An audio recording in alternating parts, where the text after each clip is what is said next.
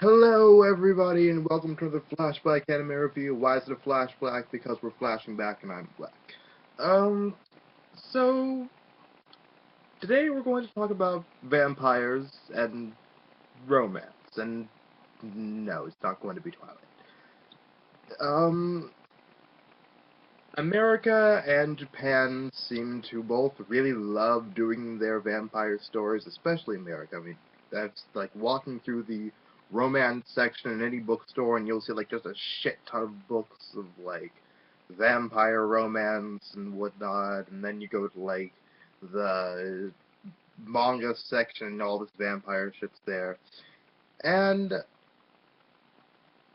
both America and Japan seem to have this kind of formula, or I guess everyone kind of has this formula of take cute, clumsy bitch and mix with sexy, broody male, put together, and money will be made. Now, take cute, clumsy bitch, who also is, somewhat of a ditz, then take sexy, brooding vampire, and money will literally start to fly out of your ass. That seems to be the formula for making money out of romance these days. And, I mean, have you seen Twilight? Shit, that's money making gold right there. Um, but there is a very big uh, difference between how these romances are usually started and developed. Most of the time, from what I've seen, it's normally kind of the same. It's just that the circumstances are just a little bit different between the two mediums, and that most time in Japan, it's usually played for comedy or the couple already know each other, whereas here in America, the couple has to like actually meet each other and then sex and vampire and blood and all that bullshit starts to happen. Um, and today, the series I'm looking at today is obviously Japanese, and it is a romance with a human and a vampire, but it is not the kind you think it is. Because the whole cute, clumsy bitch and sexy brooding vampire thing that start fucking each other is more common than you think it is. It's extremely horribly common. I mean, uh, Vampire Night, Twilight, I could go on, but I won't. And even like some harem series, read Saw My Star Vampire review, you know what the fuck a harem series is. For those who don't know, a harem series where you take one stupid male and five sexy females, and have all five sexy females fall in love with stupid male number one over here, and let him bide his time and be all wishy-washy and decide, oh, I like this one, but I like this one, but I like this one, but I like this one, but I really like this one, but she was my first love. And add hijinks and fan service and panty shots up the ass, and that's harem right there. And so even they'll kind of use that formula on the average, but most of the time the vampire will be female. The main character has to be as bland and interesting as possible. But most romance series are obviously demographic towards girls, which is, do I really even need to go into why that is? Like, you're not all stupid out there out in the world, are you? Like, you know why romance is demographic towards females, and why action and all that other shit is demographic towards males. I don't need to start going into the, okay, good, look. Um, but the series I'm looking at today actually, despite being a romance, it was demographic towards males. Strangely enough. Well, then, like I said, harems and romantic comedies are also demographic towards males at the same time too. So I don't know. Comedy seems to be the universal shit here. Um, but today we will be looking at Yuna Kagasaki's Chibi Vampire, and I should probably get this out of the way now that the vampire, since it's been around for so fucking long in our popular culture, has a very different meaning in Japan rather than here in America, and then the, I guess, originator in Romania, Transylvania, where the fuck it started. Um, the classic image of the vampire goes probably back to Dracula, and that's kind of, I guess, the mold from which most decent vampires are kind of crafted and made from. The money-making vampires of today are modeled after the little fairy sparkly statues that Stephanie Meyer has given us. And I'm having entirely too much fun with this review, and I haven't gotten into the content of it yet. But Japan, when they do vampires, Japan is a very, very, very different take on vampires. Basically, to Japan, vampire is something that sucks blood. That is it. Like, literally, that is it. They add and pull shit here and there, but basically, as long as the damn thing sucks blood, it's a vampire. That is it. And it has to suck blood with the mouth and the fangs and whatnot. Japan normally, like, no two real vampire series that come out of Japan that feature vampires are going to be inherently the same. Vampires are often inherently supernatural beings rather than the undead monsters we generally see in America, or that we don't see anymore, I guess, because everyone loves that sparkly dick. But Japan will generally keep... Vampires in Japan are also usually European. Japanese vampires are usually blonde with like blonde or light haired, like lavender, like light lavender, like white or blonde. They'll usually be very Western and European looking, and they'll usually be obscenely rich. And I do mean obscene. I guess, when you're immortal, you have all that compound interest and money just stacking up. Like I said, it just flies out of the ass. But so yeah, they are usually European looking. They are usually obscenely rich, and they are usually extremely sexy and good looking. That has, like, if you are a vampire in Japan, ugliness, it doesn't. You have to be good looking. You're either, like, on the high end of average or drop dead sexy. Like, get in the bed right now, I'm gonna fuck you. And that's another facet of Japanese vampires. Another thing I've noticed is that Japanese vampires are extremely, extremely, extremely, extremely associated with bats. Like, bats just fly, literally, like money, out of their asses. Like, bats are fucking everywhere in any Japanese series involving vampires, for the most part. Can't say for all of them, but for most of the ones that I've seen, bats are generally somewhere in the mix or a reference or somehow. And then, of course, they have the blood-sucking thing. And then another thing I've noticed a lot is that vampires in Japan are magical. Like, they have lots of cool, awesome magical powers, firing laser beams, and ice, and darkness, and all this weird-ass shit going everywhere. And what else? They're normally not dead either. That's the big thing about Japanese vampires, is that while they are immortal, they are not among the undead. They are just some weird supernatural monster that sucks blood, is really fucking sexy, is usually Western looking, and likes bats and darkness. Another thing about Japanese vampires, too, is they don't really seem to have a lot of the weaknesses they typically have here in the West. Like, and I think that may be purely for storytelling purposes, because it's really hard to, like, from my perspective, because I do this with my vampires too, it's very hard to have a story centering around, like, a vampire that is a main character, I guess, and have it being set only at night, especially if like, the other main character is human and has to be active only, and can be active only during the day. I mean, there are ways to, excuse me, put some points for this review. There are ways to make a series work with that, but I find it to be very hard, and it's not something I would inherently go out of my way to do. So don't. So most Japanese vampires are daywalkers, can walk around in the daylight without too much of a fuss. But Japan will add weaknesses here and there. The ones we're going to be looking at today, though, are are pretty typical run-of-the-mill vampires. So, Chibi Vampire is actually known. The actual name is Karin, Karin, not Karen, Karin. There is a big difference, and if you don't acknowledge the difference, I will beat you over the head with this damn book.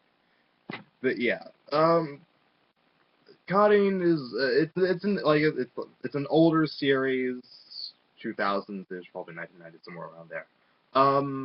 That focuses on the titular character Karin Maka, who is a 16-year-old girl living in modern-day Japan and has been born into a family of vampires. And in case you already know where I'm going with this, if you're thinking about this series, then shut the fuck up and let me finish. The thing about Karin, though, is that Karin is a little teensy-weensy bit special, and by little teensy-weensy bit I mean she's extremely fucking unique among vampires. Karin can roam freely in the daylight. She has no ill effects towards vampire weaknesses, and strangely enough, she has no vampiric powers at all. And this is because Karin has a very, very special affliction, we'll call it. Unlike normal vampires, like her younger sister, her older brother, and both of her parents, that suck blood from their victims, Karin somehow mass produces her own blood, and her blood will build up, and so once a month, yes, make whatever period jokes you'd like, she must inject that blood into another person, usually through their neck.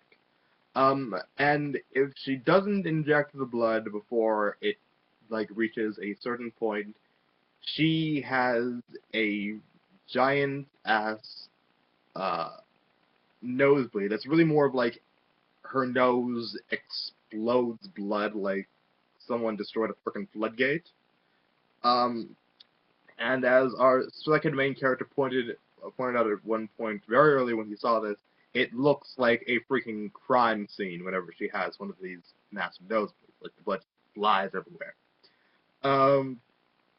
And so, but despite this, Karin is, as per, I guess, the tradition among vampires in the series, an adult vampire, meaning that she has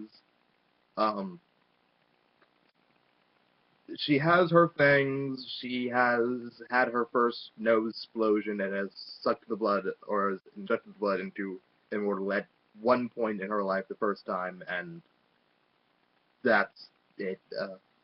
Wherefore, normal vampires, when they come of age, before they come of age, they can walk around in the sunlight for a little bit. But once they come of age, once they suck blood from a human for the first time, they have to go be actual vampires and stay in the darkness and all that good shit. So Karin is our vampire protagonist, and she is not really brooding or sexy at all. Which is good. That's point number one for this series, in my opinion.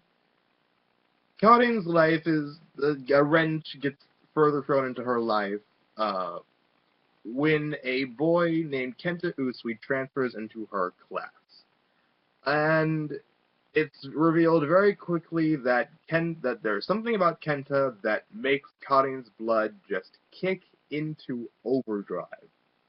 Like, she sees him and she's ready to have another nose explosion. And this is because all the vampires in the series have an affinity for the blood they suck. Her older brother likes the blood of stressed people, or they know to only suck the blood of stressed women. Her mother loves the blood of liars, and her father likes the blood of prideful people. Karin, though, is her preferences, just like her, unusual in that she likes the blood of depressed people. So, in this case, we have our cute, clumsy, ditzy vampire girl and our brooding, depressed human male. Recipe for success, let me tell you.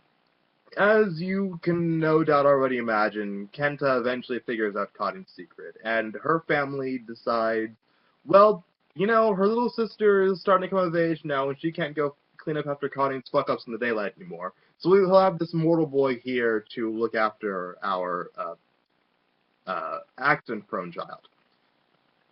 And as you do, they fall in love, and shit hits the fan here and there. And that's the basic premise of Karin. Well, okay, there's a bit more to it. Basically, Karin, in an attempt to keep herself from biting Kenta, and because the thing is that when she does bite people that are depressed, that are suffering from misfortune, her blood, it takes kind of the form of like an antidepressant, and I do mean like a serious antidepressant. Like, they go from suicidal to overly peppy and happy, and yeah, I'm gonna stop making that big stuff. That's creepy. But like that, they phrase it as they become the people they want to be once she injects their blood to it. So there is like a pros cons type thing when it comes to certain vampires and their blood preference and sucking, or in this case, injecting the blood into their victim's choice.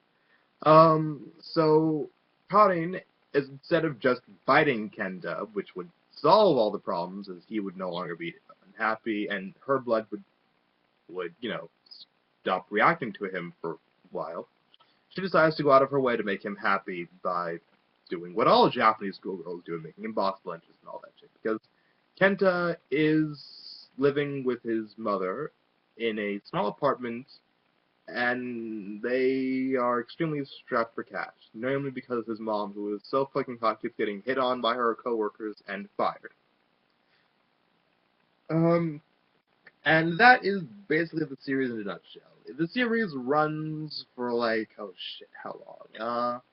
I want to say a good 14 or 15, maybe 16, 17, like, just something shy of 20 volumes.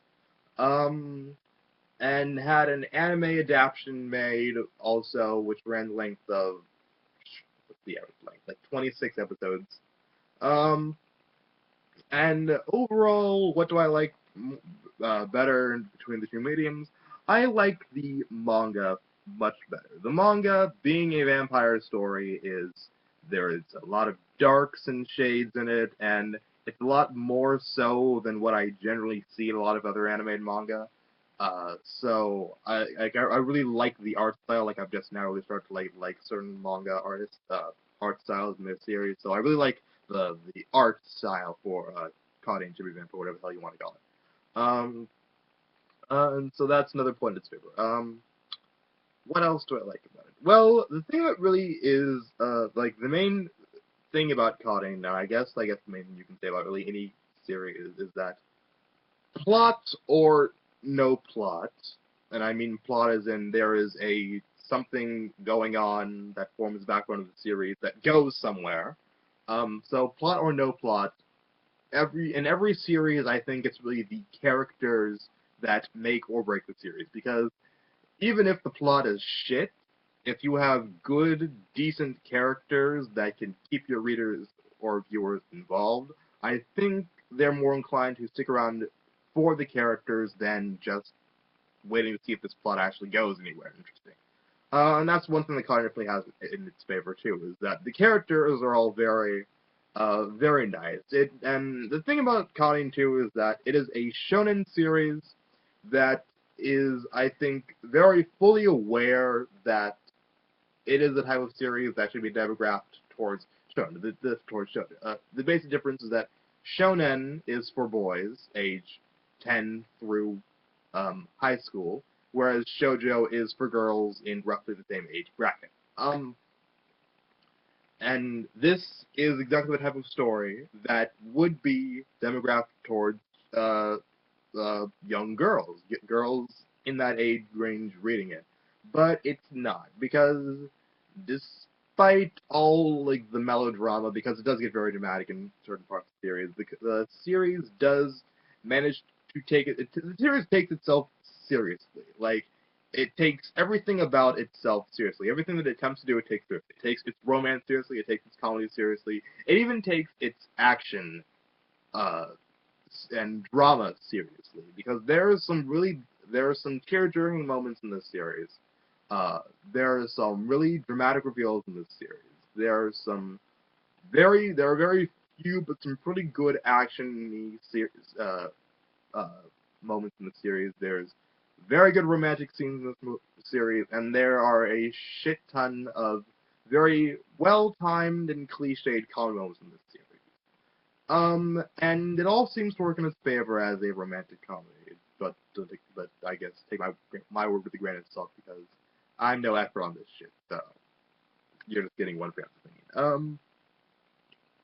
But yeah. So the characters and all of the well timing of the moments all fit very well together. Like, Karin herself is a very likable type character. I mean, she is that wishy-washy, kind of ditzy, kind of clumsy shoujo protagonist, but she's in a shonen series, and the creator of the series seems to really take that into account with her, because she's she's a really quirky little girl, and it's really kind of funny to just watch her kind of figure this shit out, and like, oh my god, what the fuck am I going to do now that he knows my secret, and the typical stuff like that. So it's it's cliche, but it works well.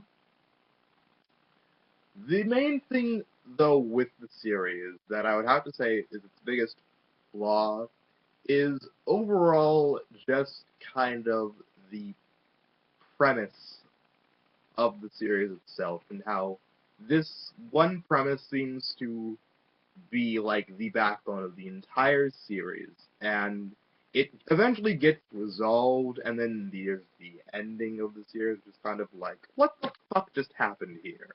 Like, that's kind of the reaction you generally have to the ending of the series. Um, and I've read Rosario Vampire.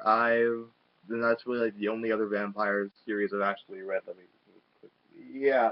Rosario Vampire and Chibi Vampire are about the only like anime vampire romance series I'm really comfortable getting into. Um, because I just don't really care much for. Oh, okay. Then there's Moonface. That's three.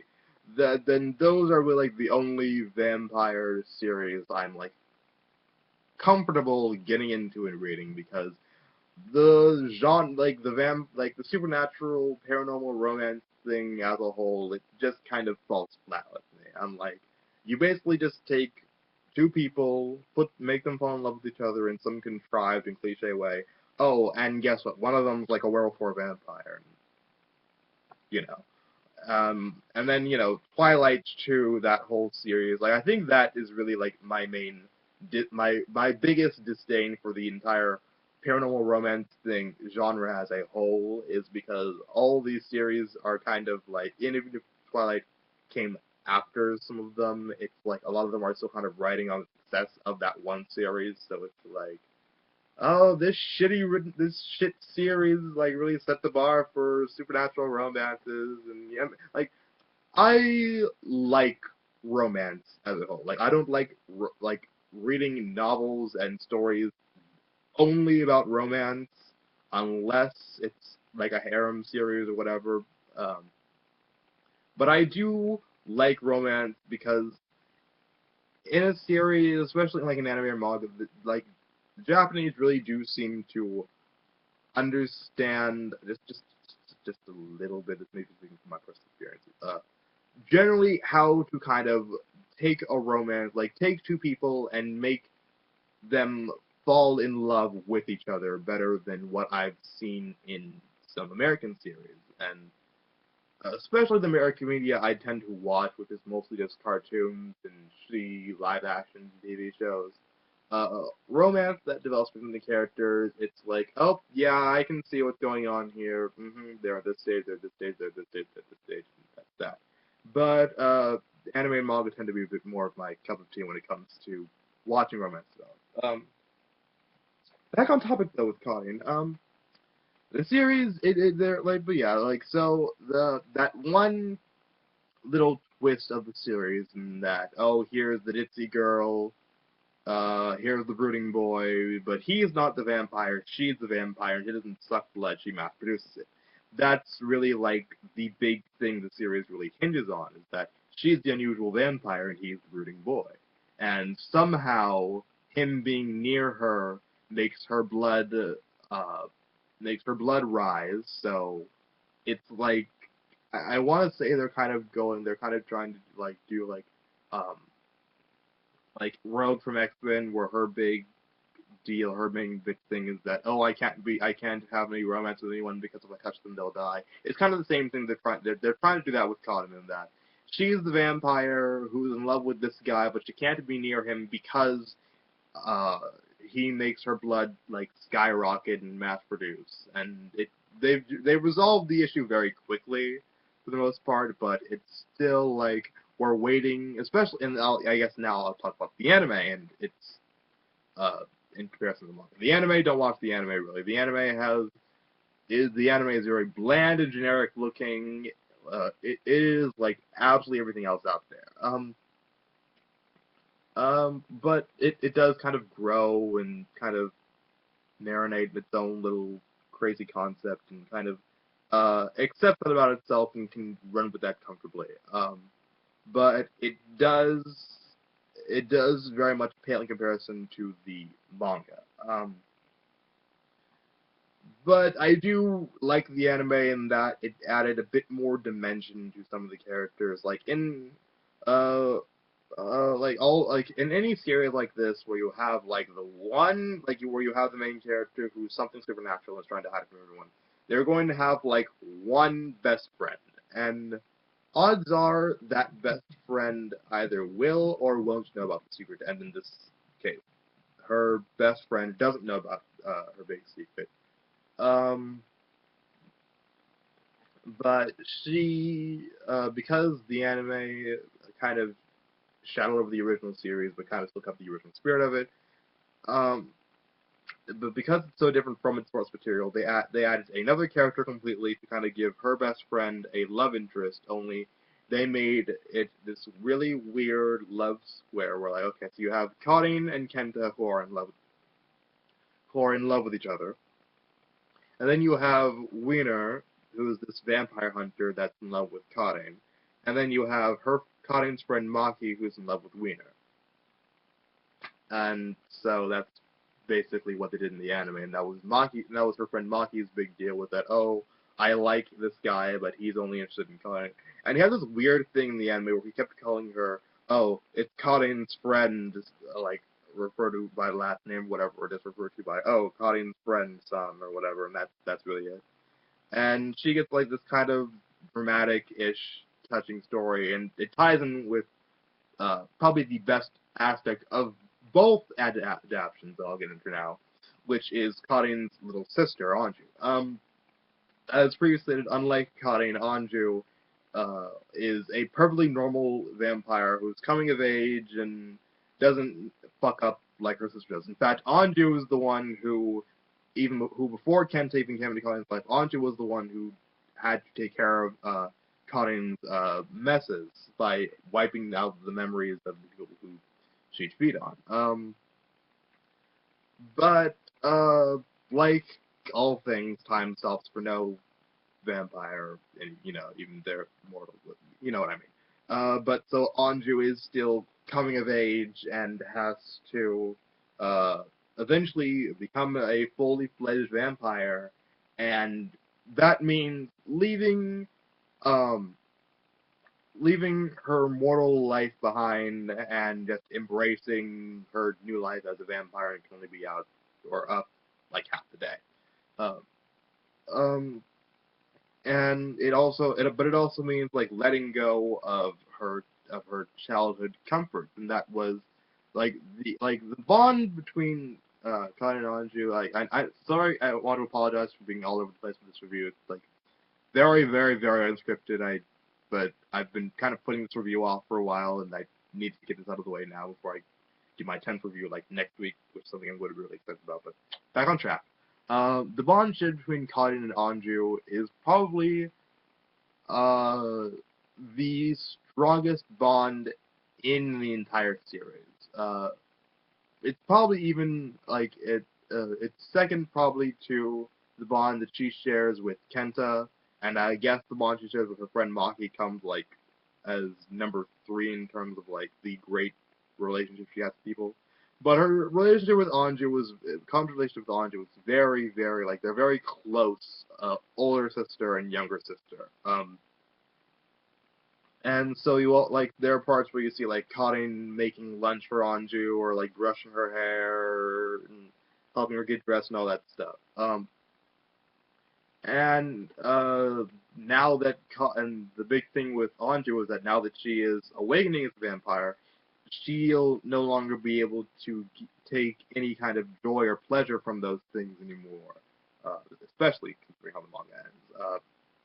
And that's kind of that. But the anime added a little subplot where, and spoilers ahoy for this, where once Anju awakened, her blood preference was jealousy. And she reacted very heavily to the jealousy in Karin's best friend Maki, because at this point, Karin and Kenta were all lovey-dovey, happy couple with each other, and Maki was pining after this guy who was also pining after her best friend, but he wasn't giving any flying fucks about her, so she's all bitchy jealous, and Anju's like, oh, walking meal, I'm going to eat you now. And it kind of caused a breakdown in the relationship between the sisters. So, the manga handled it the manga handled it differently in that it revolved mainly about a boy at Anju's school that had a crush on her. And it kind of there was a bit of a strain also put on their relationship in the manga, but I like the one that really kind of gave it closure a little bit was the older brother Ren, and so that was that. But that was really like one of the deepest parts that either canon really got into was this whole thing of satisfying your own happiness and then like being kind of loyal and making decisions for like it was basically like, do I do for myself or do I do for the good of my family kind of thing, which is I guess kind of what it's getting at. I might be getting my wires crossed, but yeah, because yeah, that is. But the anime though, the biggest flaw with the anime though is that it really does have this walking plot hole in it that is why the fuck won't Karin fight Kenta, which would solve all the problems. But then once it does that, that means we have no conflict left in the series and can't do anything left at that point, can we? So that's really that. Any other flaws that I can think of though?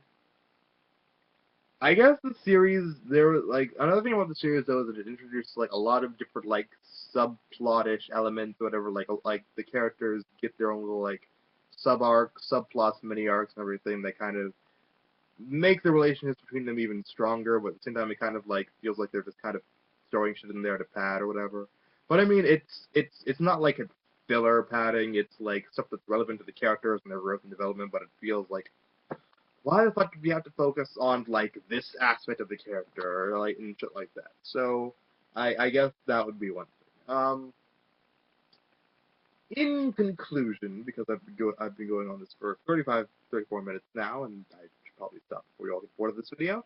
Karin Chibi Vampire is, I don't want to say it's really worth like seeking out because, truth be told, there are better stories than Karin. But if you like your quirky little vampire romance shit, it's definitely something for you. Let's see. Karin was dubbed. No, that's another thing about the anime. Do not watch the English dub of this series. It is horrible. It'll make your ears bleed. It's worse than the Card Captors dub. Put that in perspective. It is like the worst dub you will ever hear in your entire life. It's horrible. It's awful. People can't act with it. Shit. So don't even watch it. Don't seek it out at all. Watch the Japanese version if you're going to watch the anime. But yeah, so the anime is licensed and distributed by Funimation. I think they stole it from Geneon, though, and I think they shipped it off to Singapore to have it dubbed, and that's why it's so shitty. The manga is distributed by Tokyo Pop. Not sure if they're even in business anymore, though, so. And Tokyo Pop also has distributed a light novel. Light novels are basically like our American teen novels, for the most part. That's basically what they are. A light novel was made inspired by the anime and the manga, and that's also distributed by Tokyo Pop. So, all in all, while it's not really worth a lot of like, oh my god, I have to go out and find the series or whatever. It's definitely kind of worth reading if you want like a kind of a decent series. You'll get a few laughs out of it, one or two cries out of. Out of 10, I'd give Karin about a 6. Really, and that it's average, but it's like just barely above average. And that's all I got. This has been your Flashback, signing out.